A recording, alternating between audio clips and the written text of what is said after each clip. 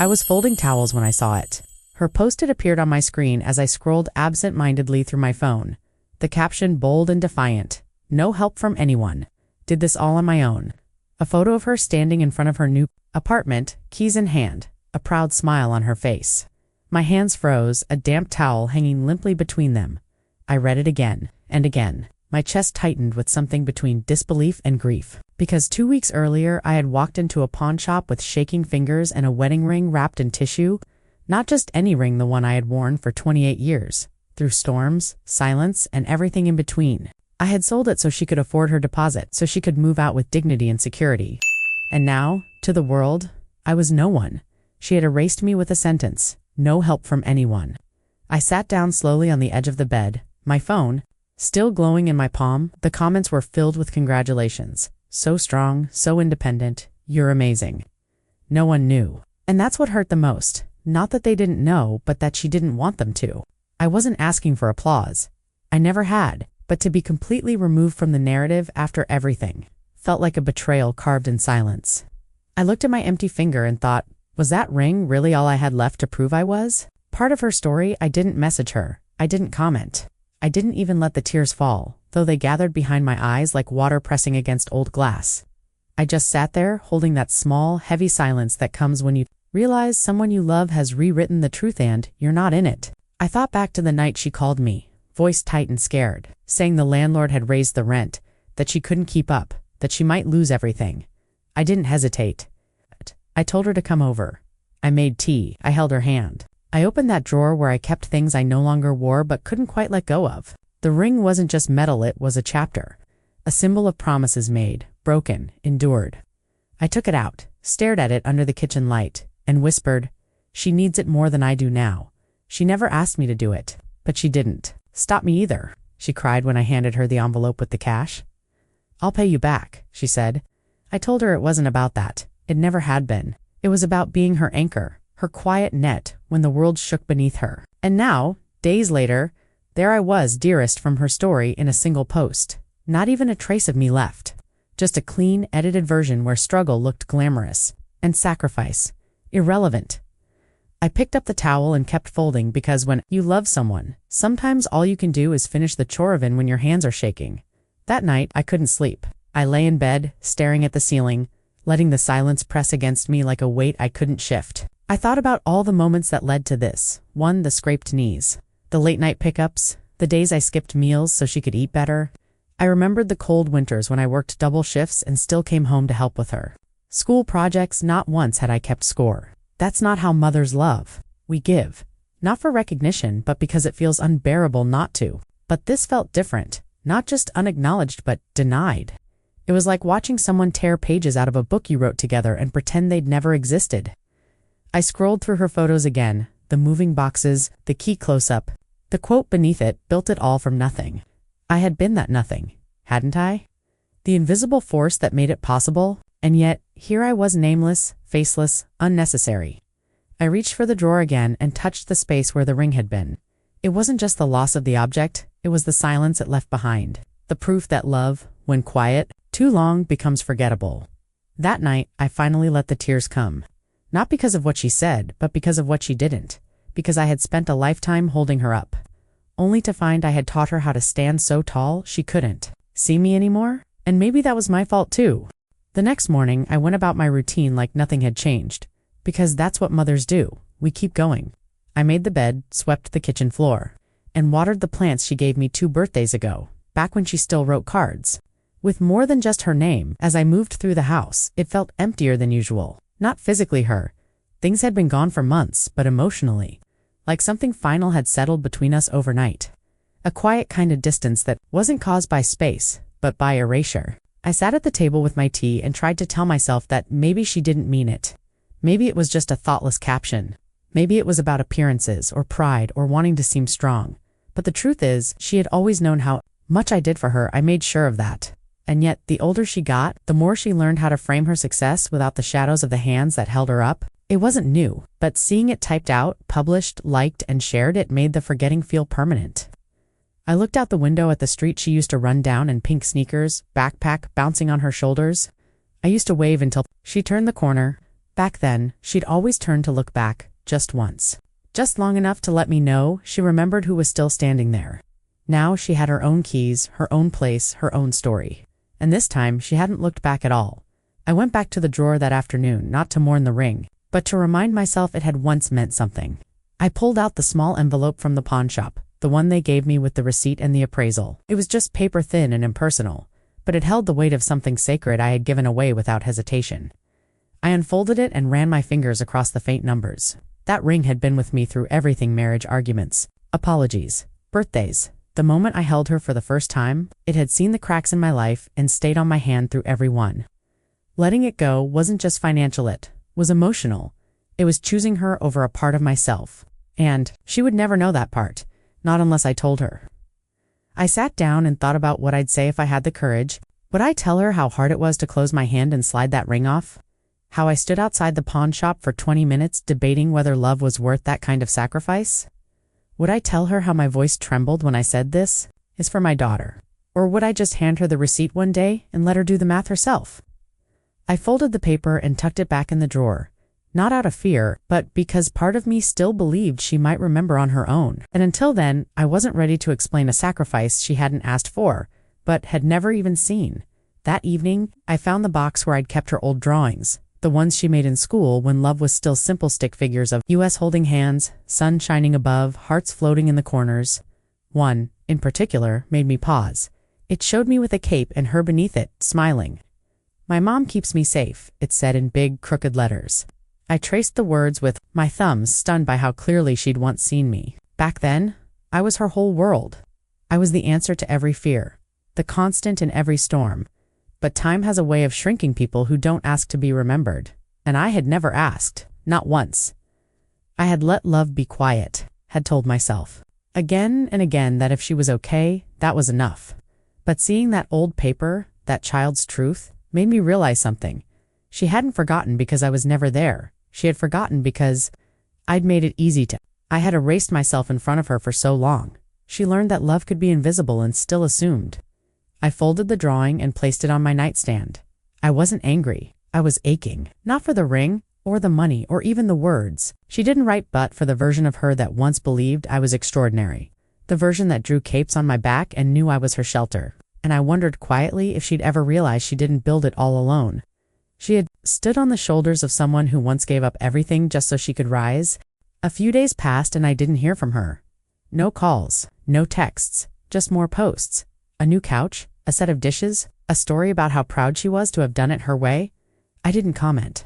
I didn't like them. I just watched quietly. From the corner of a digital room where I used to be the center, I told myself it was enough that she was safe, that she had a roof over her head, that she was smiling. But each post felt like a layer pulling further away from me, like she was curating a life that didn't include where she came from. And I wondered, had I done that too? Once.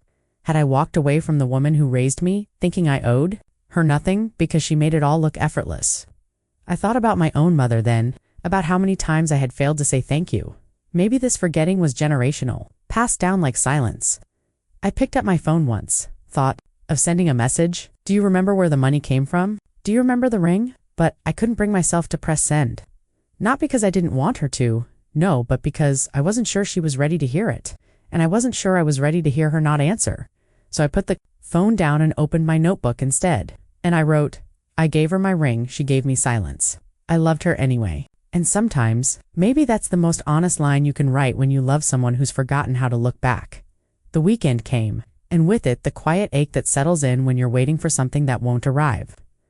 Went to the market, bought groceries I didn't really need just to fill time. At the checkout line, I saw a young woman ahead of me balancing a toddler on one hip while searching through her purse for change. Her eyes were tired, her voice soft but strained. I stepped forward without thinking and handed the cashier a bill. She turned to me, surprised. You don't have to, she began, but I just smiled. I know, I said, but I remember what it's like. She didn't know my story. She didn't need to. But in her, I saw a glimpse of myself. The weight of raising someone. The invisible math of sacrifice and survival. I carried my bags home slowly, feeling the cold wind on my face. It reminded me that no one ever really sees the small rescues. The pawned rings, the late payments, the meals skipped so someone else can eat.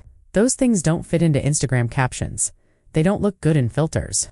But they build lives quietly, entire foundations stitched together by people who are never photographed. That night, I lit a candle beside the notebook and stared at the words I'd written. I didn't want pity. I didn't even want credit. I just wanted truth. And more than that, I wanted to believe that one day she'd understand the difference between doing it alone and simply forgetting who helped carry the weight when it mattered most. Later that evening, I opened the top drawer of my desk, where I had kept the velvet box. The ring had been gone for weeks, but the box remained empty, silent, soft-lined, like a wound still healing. I held it in my hands, remembering the moment I first received it. Not at a proposal, but during a quiet dinner in a secondhand apartment, when love still felt like something you built, not something you proved. I remembered how heavy it felt the first time I slipped it on, and how much lighter I expected to feel when I let it go. But sacrifice doesn't subtract weight, it shifts it now. That ring was part of her story, even if she'd buried it beneath a caption that cut me out. I placed the box on the table and stared at it, not with regret, but with a strange sense of clarity. I couldn't make her remember. I couldn't make her rewrite the story, but I could reclaim the part that was mine. I wrote a letter not to send, not yet.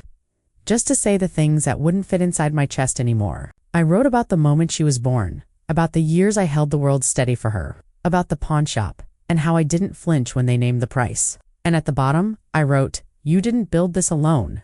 I sold pieces of myself, so you could have somewhere to stand." I folded it carefully, placed it inside the empty ring box, and closed the lid. If the time ever came, she'd find it. And if not, at least one of us had chosen to remember. A few days later, she called. Not about the post. Not about the ring. Just a casual, breezy call about curtains. "Do you think beige is too boring for the living room?" she asked, as if the silence hadn't stretched wide between us. I answered, kindly, but something in my voice must have sounded off, because she paused. "Are you okay?" she asked. I wanted to say, "No, I'm not. I'm tired of being the background to your victory speeches," but I didn't. I said I was fine, because I knew this wasn't the conversation where truth would land gently.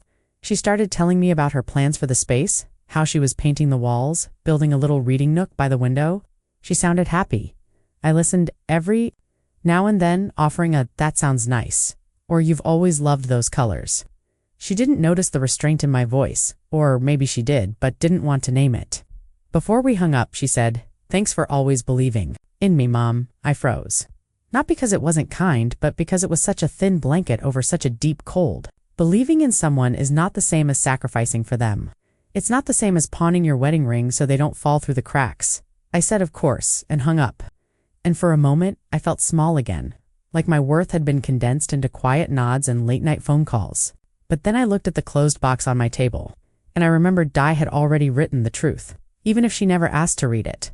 That weekend, she stopped by unexpectedly, arms full of throw pillows, a half-empty coffee in hand, talking fast about the new shelf she found at a flea market.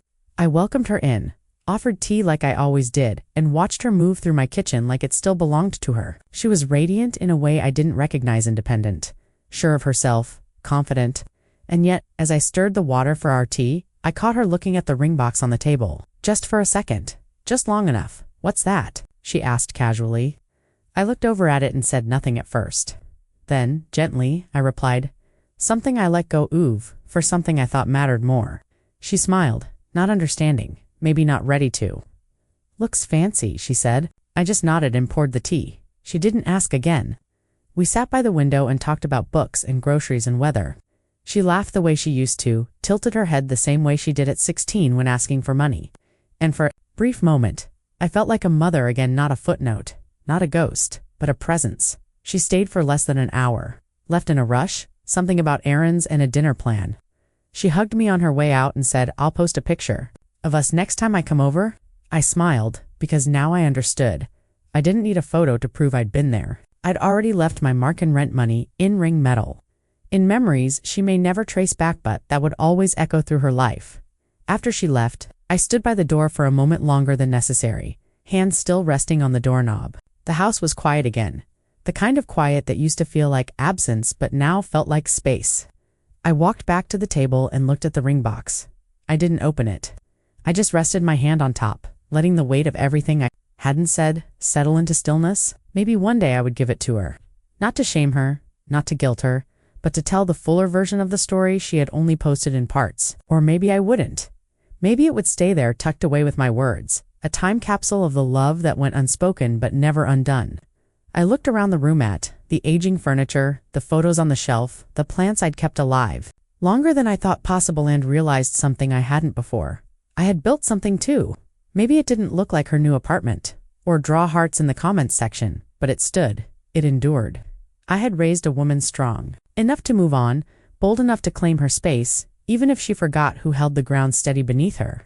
That, in its own way, was a legacy. Not the kind that gets posted, but the kind that echoes quietly in borrowed strength and unremembered sacrifices. I poured myself another cup of tea and sat by the window, letting the light rest on my face. I didn't need her caption to name me. I had written myself into every line of her life, even the ones she skipped.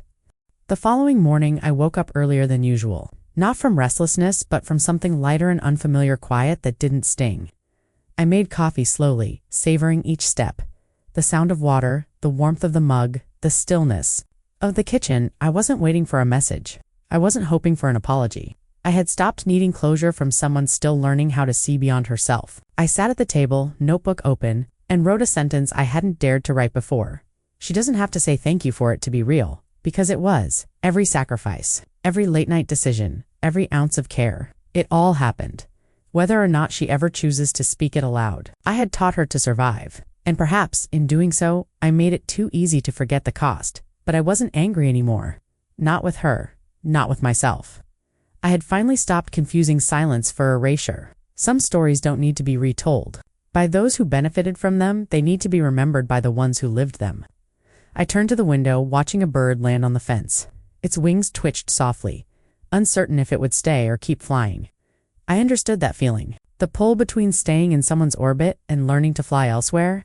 I closed the notebook, poured the last of the coffee, and smiled quietly. She had flown, I had lifted. And even if she never looked down to wave, I had always known. My hands were underneath her. Later that afternoon, I took a small box from the back of my closet. One I hadn't opened in years. Inside were letters, receipts, hospital bracelets, and old Polaroids, a museum of motherhood. Proof of all the invisible things that don't fit in thank you cards or Facebook posts. I sifted through them slowly, not in sorrow, but with reverence. There was a note she wrote in crayon when she was 6. "Thank you for my sandwich, Mommy." I held it longer than I expected to, fingers tracing the uneven letters. Gratitude doesn't always leave forever, just changes its voice. I placed the note on top of the others and sealed the box again. I wasn't trying to relive the past. I was learning how to honor it without being chained to it. I stood in front of the mirror and saw someone I hadn't fully recognized in years. Not just a mother, a woman who had endured, who had chosen love over recognition, who had given away pieces of herself without waiting to be remembered. And now, finally, she was remembering herself. I walked to the bookshelf, pulled down a journal, and wrote, "You gave her a future. Now give yourself one, too." There was still time to travel, to learn something new, to make a decision that had nothing to do with anyone else's survival. Because the story doesn't end when they stop saying your name. Sometimes that's when it finally begins, written, not in sacrifice, but in self. And this time, every word would belong to me. That night, I placed the velvet ring box on the highest shelf in my closet. Not hidden, but no longer waiting to be discovered. I didn't need to give it to her. Not yet. Maybe never. Because some truths aren't meant to be handed over like evidence. They're meant to stay with the one who carried them. I turned off the light, slipped into bed, and let the quiet hold me without ache. For once, I wasn't imagining a version of her that might remember. I was no longer rehearsing the conversation where she apologized, where she posted a correction, where she said, "I'm sorry, Mom. I didn't mean to forget. I didn't need it. Not anymore." My story was already written in the years I stood beside her. In the nights I didn't sleep. In the ring I gave up without hesitation. And now, it continued, a new chapter. One where I didn't shrink for someone else to shine, where I could look in the mirror and say, "You were enough, Evan," when no one said it out loud. I closed my eyes and slept deeply, knowing that love isn't less real when it goes unrecognized. Sometimes it's more powerful because of it. And maybe one day she'll see the full picture, not the one she posted, but the one framed by sacrifice. And if she never does, that's okay too, because I remember, and that is enough. Have you ever stayed silent about a sacrifice until the silence hurt more than the giving ever did?